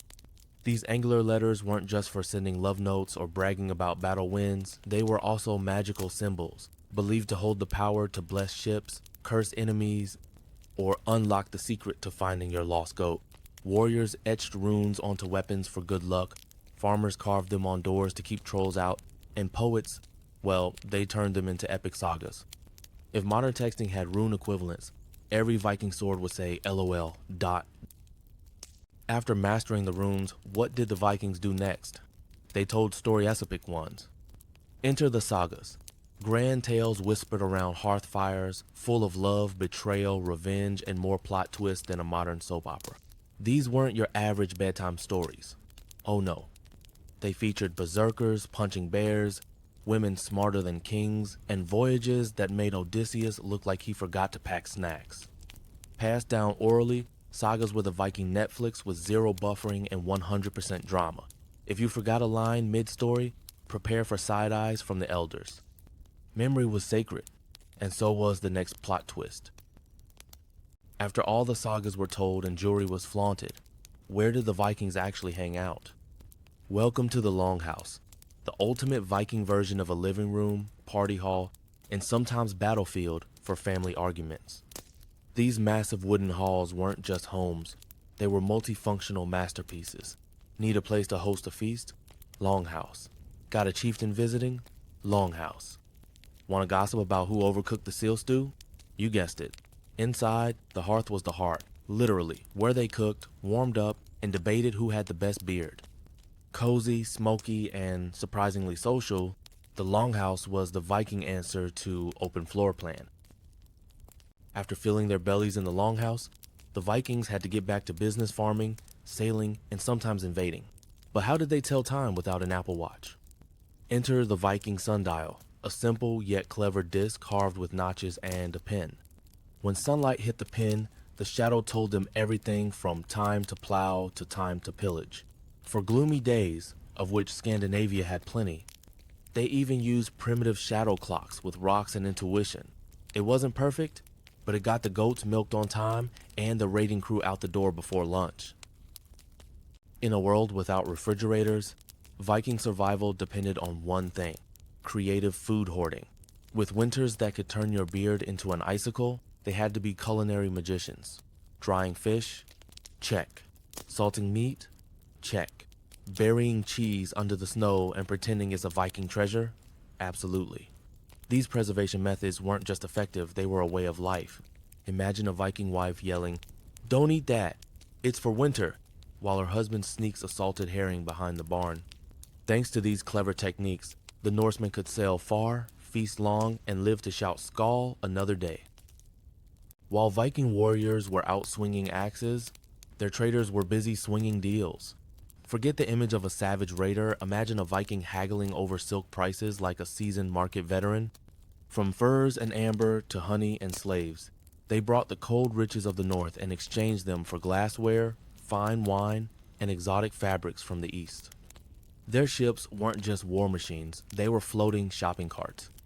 Whether bartering with Byzantines or chatting up Arabic merchants, the Vikings turned Northern Europe into a bustling hub of global trade, proof that beneath all the beards and battle cries was a very savvy salesman. Europe had its fair share of nightmare plagues, famine, and neighbors who played the lute badly, but none sent more shivers down spines than the mere whisper of Vikings. After a few surprise raids, the image of these seafaring barbarians spread faster than rumors at a royal banquet. Monks added, "Please keep the Vikings away" into their prayers, and peasants started hiding silver spoons in chicken coops. Some people even claimed they saw longships in their soup. From the foggy coastlines of Ireland to the sunny fields of France, no one felt safe. Churches turned into mini fortresses, and towns paid Vikings to go away, a business model we now call extortion, but polite. This collective panic wasn't just based on brute force, it was the unpredictability. The Vikings could appear anywhere, anytime, like medieval Wi-Fi with terrible intentions. Europe had met its boogeymen, and they wore fur, spoke Old Norse, and never RSVP'd. After Ragnar, it's time to meet the woman who could outfight, outsmart, and outsass half the Viking men Lagertha. Legend says she once fought with her hair down and a glare so fierce that even berserkers flinched. Starting as a shield maiden with a sword sharper than most egos, she rose to become queen. Her story blends battlefields with political chessboard sewn moments slaying enemies, the next moment ruling like she invented feminism 1,000 years early. While historians debate her existence, pop culture has already crowned her, fierce, fearless, and fashionably armored. Lagertha wasn't just a queen, she was the entire thunderstorm. If Ragnar was the legend and Lagertha was the storm, then Bjorn Ironside was the unstoppable Viking GP. She always found new lands to conquer. As Ragnar's son, Bjorn inherited not only the cheekbones but also the ambition of a global raider. He sailed past France like it was a Sunday stroll, crashed through the Mediterranean like a tourist on a rampage, and somehow ended up famous in places where nobody even knew what a snowstorm was. When he finally rested, Red died. They buried him on a hill overlooking the sea because nothing screams Viking royalty like a scenic final destination. And now we meet the most mysterious Viking boss of them all, Ivar the Boneless. No one knows exactly why he was called boneless, maybe a medical condition, maybe he just hated dairy, or maybe he was so flexible he could out-yoga a snake.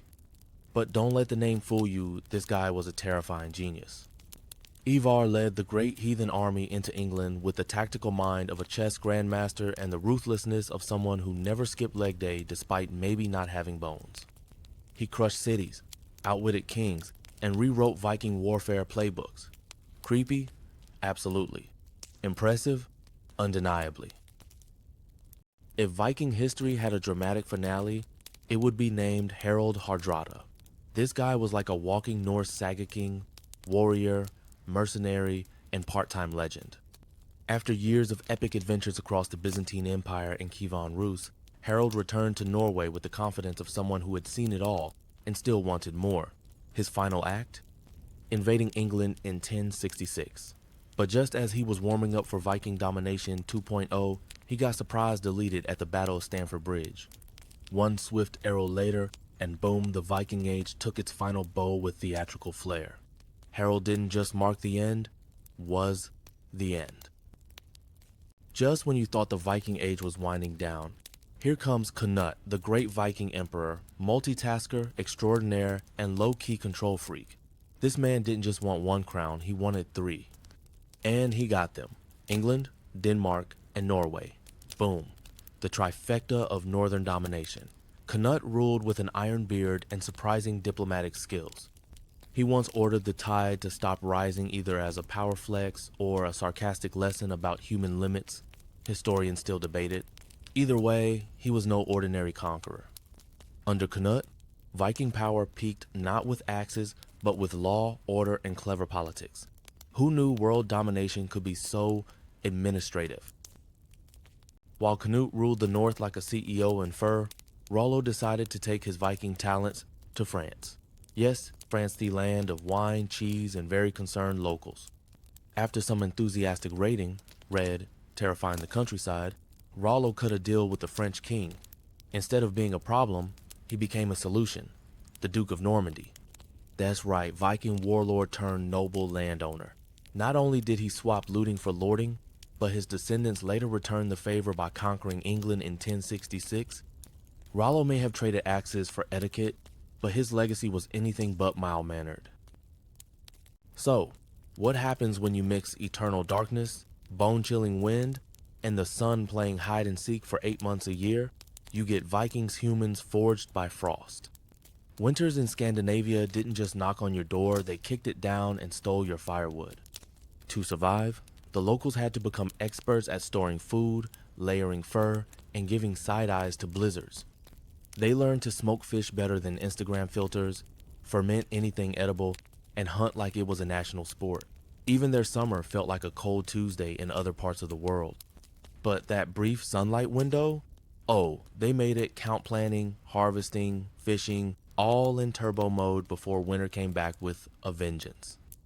It wasn't just about surviving, it was about doing it with style and occasionally yelling at the sky. This environment didn't just breed tough people, it created a mindset. A Viking didn't wait for better weather. He sharpened his axe, fed the goat, and prepared for Ragnarok, just in case. Next, we'll see how these frozen warriors formed their first tribal communities, because teamwork makes the mead work.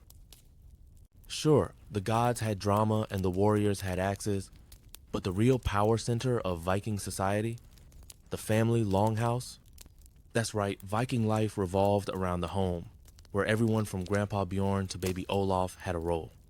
This wasn't your modern family with awkward dinner chats, this was a fully functioning mini-kingdom fueled by dried fish and mutual grumpiness. The eldest male often ran the show, but don't underestimate Grandmosh could end arguments with one look and a spoon. Land and property were passed down through bloodlines, so knowing your cousins wasn't just for birthday sit, was for inheritance. Family loyalty was sacred. Betray your kin, expect a feud longer than the winter. Weddings weren't just romantic affairs, they were political alliances sealed with mead and awkward dancing. And don't even try stealing someone's goat, that's practically declaring war. In Viking culture, family meant survival, legacy, and who got the good bed spot near the fire. Before we dive into their legendary tales and epic battles, we need to understand this. The Viking Empire wasn't built by lone wolves, it was raised by families that argued, hugged, hunted, and yelled together. Being a Viking king wasn't all horned helmets and heroic poses. It was more like surviving a never-ending reality show where betrayal, alliances, and surprise sword fights were just part of Monday morning. Many Viking rulers didn't just fight outsiders, they spent half their lives watching their backs at feasts. Cousins plotted in mead halls, brothers formed temporary alliances, and uncles mysteriously tripped into swords.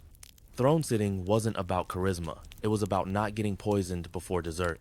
Yet somehow, out of all the backstabbing chaos, legends emerged rulers who could balance war, diplomacy, and family drama better than any soap opera character ever could. By the 10th century, the mighty Thor and trickster Loki found themselves awkwardly sharing shelf space with a guy named Jesus. Christianity began spreading like wildfire through Viking lands, not with axes, but with crosses and some suspiciously generous trade deals. Missionaries arrived with books, bells, and an impressive tolerance for cold weather, and somehow managed to convert warriors who once thought bathing was optional. Slowly, the old gods were replaced. The saga started including bishops, and longhouses got new rules like no blood sacrifices near the pantry. This wasn't just a religious shift, it was the start of a cultural makeover Viking style. And now we meet the most mysterious Viking boss of them all, Ivar the Boneless. No one knows exactly why he was called boneless, maybe a medical condition, maybe he just hated dairy, or maybe he was so flexible he could out-yoga a snake. But don't let the name fool you, this guy was a terrifying genius. Ivar led the great heathen army into England with the tactical mind of a chess grandmaster and the ruthlessness of someone who never skipped leg day despite maybe not having bones. He crushed cities, outwitted kings, and rewrote Viking warfare playbooks. Creepy? Absolutely. Impressive? Undeniably. As Christianity gained ground, churches weren't just places to pray, they became the medieval version of political headquarters, gossip hubs, and educational startups. Suddenly, the local chieftain wasn't the only one calling the shots. The bishop, robed in holy fabrics and a faint air of superiority, could now veto your raid plans unless you bribed him with a nice sheep or two. Literacy became trendy, especially when it came with fancy Latin prayers and the ability to write official-looking scrolls. The church trained scribes, dictated moral behavior, and sometimes even decided who got to wear a crown. For Vikings used to voting by axe count, this was a cultural plot twist. The once fearsome longhouses now held Bible readings, and warriors traded helmet horns for monk hoods, though some still wore both, just in case. Europe had its fair share of nightmare plagues, famine, and neighbors who played the lute badly, but none sent more shivers down spines than the mere whisper of Vikings. After a few surprise raids, the image of these seafaring barbarians spread faster than rumors at a royal banquet. Monks added, "Please keep the Vikings away" into their prayers, and peasants started hiding silver spoons in chicken coops. Some people even claimed they saw longships in their soup. From the foggy coastlines of Ireland to the sunny fields of France, no one felt safe. Churches turned into mini fortresses, and towns paid Vikings to go away, a business model we now call extortion, but polite. This collective panic wasn't just based on brute force, it was the unpredictability. The Vikings could appear anywhere, anytime, like medieval Wi-Fi with terrible intentions. Europe had met its boogeymen, and they wore fur, spoke Old Norse, and never RSVP'd. In the year 1066, the Viking era faced its final dramatic act, the Battle of Stamford Bridge. Harold Hardrada, the last great Viking rock star, charged into England with dreams of conquering thrones and probably getting his face on coins. Unfortunately, King Harold Godwinson of England had other plans in a surprisingly fast army. What was supposed to be a glorious raid turned into a full-blown disaster. With no helmets, no shields, because they left them on the ship's genius move, the Norwegians were caught sunbathing and totally unprepared. Harold, ever the dramatic, fell in battle like a Norse opera finale. For historians, it was a neat bookend. Viking era ends here, thanks. For the Vikings, it was more like, wait, we weren't done. But alas, this defeat signaled to the rest of Europe that the Viking thunder had finally faded, or at least started snoring. After the swords were sheathed and the war cries faded, the Viking legacy didn't vanish, it simply changed costumes. As they mingled with Anglo-Saxons and Franks, their language started sneaking into English like an uninvited guest who never leaves. Words like sky, egg, and husband, straight out of Scandinavia. Meanwhile, their legal ideas helped spice up local law codes, turning trial by axe into something a bit more civilized and less bloody. Artistically, their intricate knotwork got cozy with Christian symbols, giving church carvings a Nordic twist. Viking style quietly merged with continental aesthetics, as if Thor decided to dabble in fine arts and diplomacy. So while the raid stopped, the influence marched on less pillaging, more cultural remixing. Turns out you can take the Viking out of the longship, but you can't take the longship out of history. As the Vikings ditched their longships for law books and prayer beads, a new problem arose. Centralized power had the consistency of a soggy flatbread. Kings once feared across oceans now struggled to control their own backyard, while local lords were busy playing Game of Thrones Viking Edition. These regional chieftains didn't wait for royal permission. They built castles, raised taxes, threw feasts, and occasionally declared, "I'm the king now," on Tuesdays. What was once a sea of unified fury became a patchwork of proud but slightly confused mini-kingdoms. With power scattered like runestones after a storm, the age of Viking conquest quietly faded, replaced by squabbles over borders, goats, and who gets to wear the fanciest helmet. From raiders to rulers to rural realtors, what a journey! After centuries of raiding, conquering, and yelling dramatically across stormy seas, many Viking warriors decided that maybe just maybe planting carrots wasn't such a bad idea. With the glory days of plundering behind them and their favorite longship collecting moss in the backyard, former berserkers traded axes for hoes, helmets for straw hats, and war cries for chicken coops. It was a strange transition. One day you're charging into battle, the next you're arguing with a goat over who gets the cabbage patch. Yet this shift marked something profound. The Viking spirit didn't die, simply got tired and decided to chill out with a nice mug of mead in hand. From battlefield to barnyard, these former warriors found peace in plowing, forging, and mending not empires, but shoes and fences. Turns out, the fiercest warriors also make excellent blacksmiths and surprisingly patient shepherds.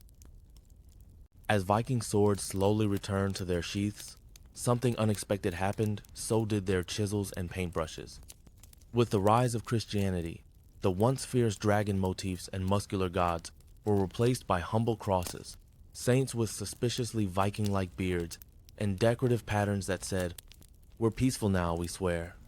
Churches started popping up where longhouses once stood, and stone carvings now featured angels instead of axes. Viking art began to simplify, trading chaos for symmetry and fury for faith. Even the mighty longships saw their carvings toned down now with fewer screaming serpents and more modest vine. It was as if the artists suddenly discovered minimalism, or maybe they just got tired. Whatever the reason, Viking aesthetics evolved, blending with European Christian art like a warrior trying on a monk's robe, still strong, just holier.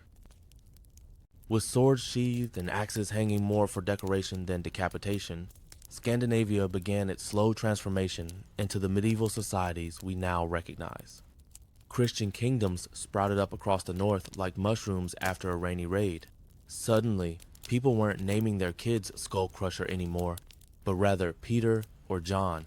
Laws got written down, finally, and yelling by Thor's beard in court was no longer considered valid legal defense. Schools appeared where young Vikings to be now learned Latin instead of how to wrestle bears. The once terrifying raiders gradually became robe-wearing citizens, debating theology and tax collection.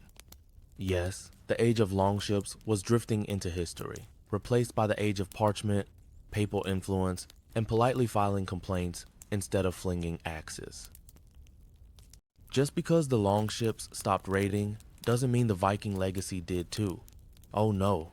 Their descendants were just getting started, only now with royal titles and fancier shoes. In England, the Normans, yes, those ex-Vikings who learned French and developed a taste for castles, conquered the island in 1066 with William the Conqueror, proving that Viking blood runs best when mixed with wine and bureaucracy. In the East, the Rus Vikings who traded axes for fur coats laid the foundations for what would become Russia. And in France, Normandy flourished as a land where Viking strength met French flair. These weren't just new addresses, they were Viking franchises across Europe. So, while the raiding days were over, Viking ambition just found new maps to scribble on. Despite what dramatic historians might say, the Vikings didn't vanish into thin air. They didn't hop back on their longships and sail into a magical mist. No, they unpacked their bags, traded their axes for hammers, of the carpenter kind, and settled right in. They adapted, they blended, and most importantly, they rebranded. In modern DNA tests, millions of Europeans still find a touch of Viking in their cheekbones. From language quirks to street names, law codes to beer recipes, the Viking spirit echoes in the very fabric of Europe. Sure, they no longer crash through your front door screaming, but they might just show up at your family reunion with a casserole. The age of raids may have ended, but the legacy is still swinging a metaphorical axe somewhere in the background. Think the Vikings only left behind broken shields and war stories? Think again. They also left a surprise package in your vocabulary. Many common English words actually come from Old Norse, the Viking language. Words like sky, yes, the thing above your head, egg, breakfast essential, knife, hopefully not used Viking style anymore, and even husband. Yep, that one too. So next time you're slicing eggs under the sky with your husband, remember you're practically having a Viking conversation. These linguistic fingerprints show just how deeply Norse influence is woven into everyday speech. It's like a Viking ghost is whispering in your dictionary. Politely, of course. Forget modern daycare and iPads. Viking kids were raised on a strict curriculum of survival, chaos, and a dash of epic storytelling. From the moment they could walk without face planting into a sheep, they were handed many spears, taught to row boats, and sent to chase wild animals, or at least chickens. Cooking? Of course, every child learned to roast meat without setting the longhouse on fire. And when night fell, they gathered around the hearth, listening to sagas so dramatic they made soap operas look tame. School wasn't about math or grammar, it was about learning how to gut a fish, patch a sail, and tell stories with just enough flair to make Thor sound like your next door neighbor. Viking kids weren't just cute, they were mini adults with muddy faces, sharp reflexes, and enough confidence to argue with a goat. Want to walk in a Viking's boots without risking frostbite or getting hit by a stray axe? Head to the museums in Norway, Sweden, or Denmark where the raiders of the past now politely stand behind glass. Here, you'll find majestic longships that once terrorized coasts, now looking like they're ready for a cruise on the fjords. Intricately carved jewelry, fearsome helmets, without horns, thank you, and warrior outfits give you a glimpse of what Viking fashionistas wore before Instagram. Even their everyday bowls and combs are on display because yes, these warriors combed their hair before battle. Museums today don't just show history, they stage a comeback tour for a culture that refuses to fade quietly into legend. If you thought Viking influence stopped at museums in Mead, think again. Their sagas epic, bloody, and oddly poetish inspired more fantasy writers than you can swing a battle axe at. Take J.R.R. Tolkien, the father of hobbits and heroic quests. His works dripped with Norse flavor. Dwarves with long beards, runes, enchanted swords, and that suspiciously Odin-like wizard, Gandalf. But it doesn't stop there. Modern Nordic folk tales, television dramas, and even bedtime stories feature echoes of ancient Viking lore. From wise ravens and magical hammers to world-ending wolves, the Viking storytelling DNA lives on. So the next time you're reading about a grumpy dwarf guarding treasure or a fiery apocalypse, tip your horned hat, just kidding, no horns, to those old Norse poets. After conquering the pages of epic sagas and fantasy novels, the Vikings marched straight into the world of television and cinema without even wiping the dragon blood off their axes. Shows like Vikings turned bearded warriors into unexpected heartthrobs, while The Last Kingdom gave us a lesson in brooding stares and swordplay etiquette. And Hollywood? Oh, it couldn't resist. Every time you see a stormy sky, a slow motion battle, or a rugged man yelling, "For Valhalla," chances are there's a Viking whispering behind the scenes. These Norse legends have become the darlings of modern screens, turning longships into plot devices and berserkers into blockbuster stars. It's history, but make it binge-worthy.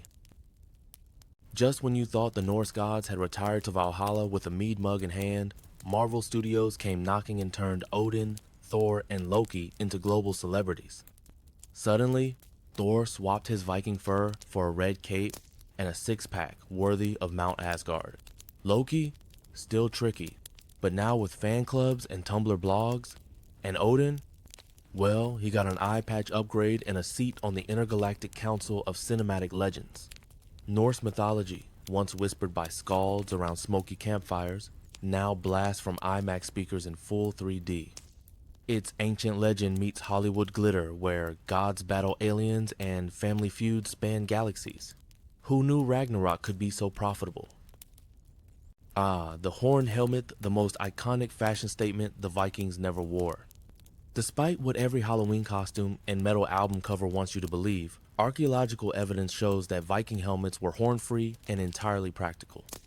The whole horned look actually came from 19th century opera productions, where costume designers decided that pointy horns made Norse warriors look more dramatic.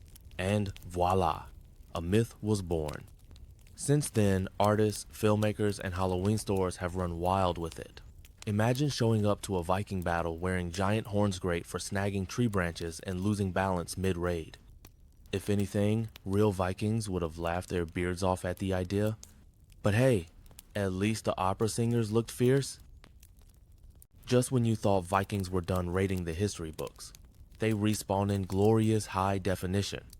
Enter Assassin's Creed Valhalla, where you don the fur-lined boots of a Viking warrior named Eivor, slash your way through medieval England, and redecorate monasteries with axes. The game doesn't just throw in longships and horned helmets, thankfully minus the horns. It brings Norse mythology, cultural customs, and political alliances to life in breathtaking detail. You can even go fishing, get tattoos, or drink your crew under the tablet-authentic Viking experience, right? Valhalla managed to combine brutal combat with historical accuracy and a dash of RPG fun, proving that Vikings aren't just museum relics. They've officially leveled up into digital legends. After conquering pop culture and video games, the Vikings did what any self-respecting legend would do. They came back to life at weekend festivals. Across Europe and beyond, modern-day Viking enthusiasts don chainmail, swing blunt axes, and brew mead like it's 793 AD. These historical reenactment groups go all out handcrafting boats, forging swords, even arguing about whether linen underwear is period accurate. The result? A surprisingly wholesome combo of cosplay, history lesson, and sweaty group therapy. Some take it so seriously they legally change their names to Bjorn or Lagertha. From battle recreations to ancient cooking, these weekend warriors keep the Viking spirit alive minus the looting. Probably. If the Vikings ever had a VIP lounge in the afterlife, it would be Valhalla, a majestic hall where warriors feast endlessly, drink bottomless mead, and probably compare beard lengths for eternity. This warrior heaven, ruled by Odin himself, wasn't just a bedtime story, it became a cultural icon. From epic poems and heavy metal albums to RPG games and fantasy novels, Valhalla pops up like a mythical rock star. Whether you're slaying dragons in Skyrim or headbanging at a metal concert, the spirit of Valhalla is never far behind. It's the ultimate Viking retirement plan minus the dental care, plus eternal bragging rights.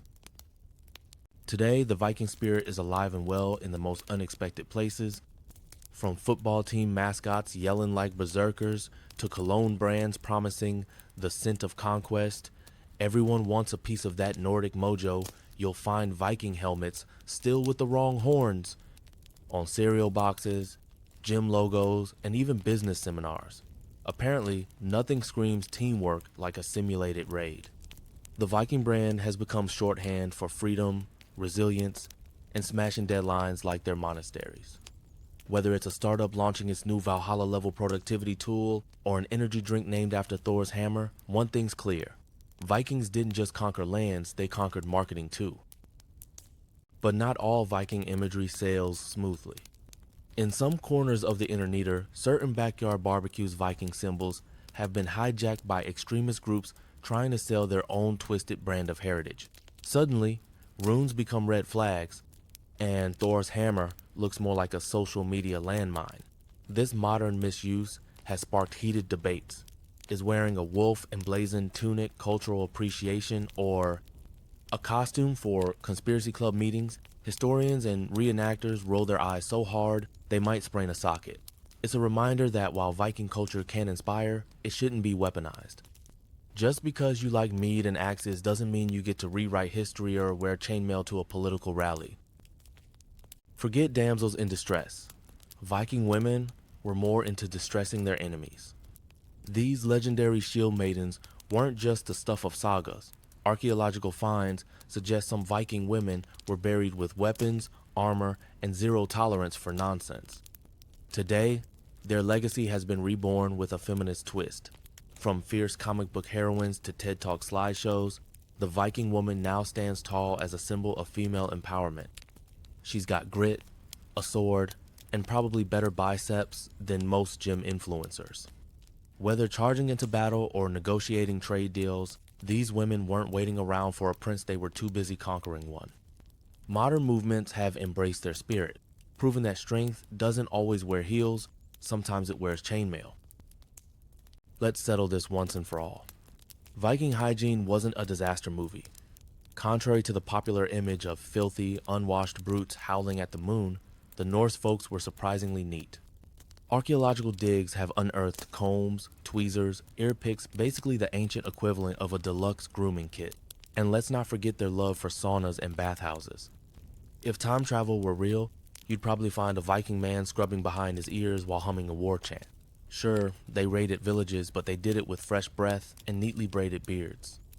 This stereotype of savagery, probably invented by medieval monks with beard envy. The truth is, Viking society was organized, clever, and a lot more minty fresh than history class ever gave them credit for. Just when you think we found everything there is to know about the Vikings, archaeology yells, plot twist. From deep under Scandinavian soil, ancient graves rise to fame faster than reality television stars. Ship burials with swords, shields, and combs, because yes, they were fabulous. keep turning up. Fancy brooches, gold arm rings, and skeletons with battle scars whisper secrets from 1,000 years ago. Some discoveries are so well preserved, you half expect a Viking to wake up and ask for mead. Modern scientists, armed with high-tech scanners and very dirty boots, are piecing together lives once thought lost.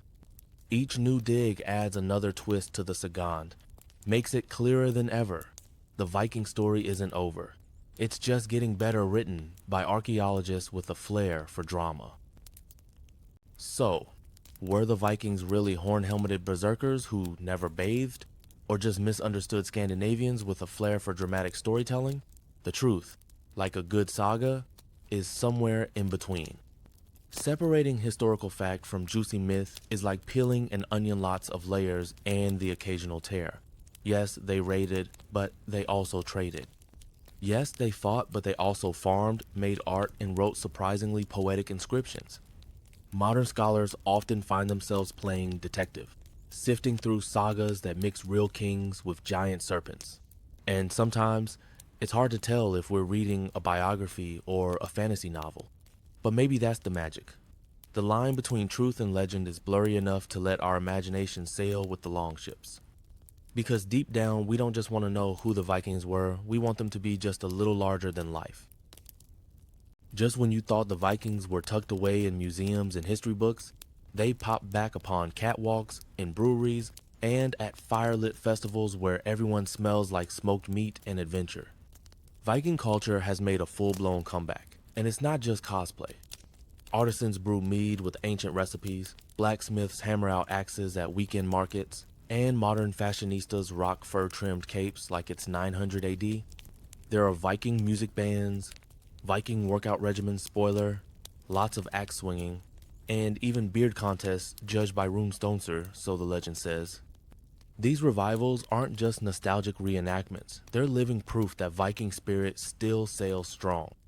Whether you're feasting on roasted boar at a Norse-themed fair or wearing a Thor's hammer pendant to feel extra mighty on Mondays, you're part of the legacy. Turns out, you don't need a longship to feel like a Viking, just a little flair for drama, a dash of mead, and maybe a braided beard or two.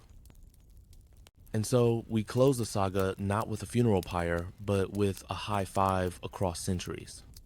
The Vikings weren't just horned helmets and battle cries. They were adventurers, craftsmen, traders, poets, and yes, occasional raiders with a flair for the dramatic. Their blood runs through millions. Their tales echo in books, movies, and songs, and their values, courage, curiosity, and a bit of chaos still resonate today. They didn't disappear into the fog of time. They adapted, merged, and left traces on everything from legal systems to lunchboxes. You might not own a longship or a beard that could house birds, but if you've ever chased freedom, embraced risk, or just shouted "Skål" over a drink, you've channeled your inner Viking. The legacy lives on not as a relic, but as a spirit that sails on in every bold heart. So raise your horn or coffee mug to the warriors of the North who, in their own wild way, never truly left.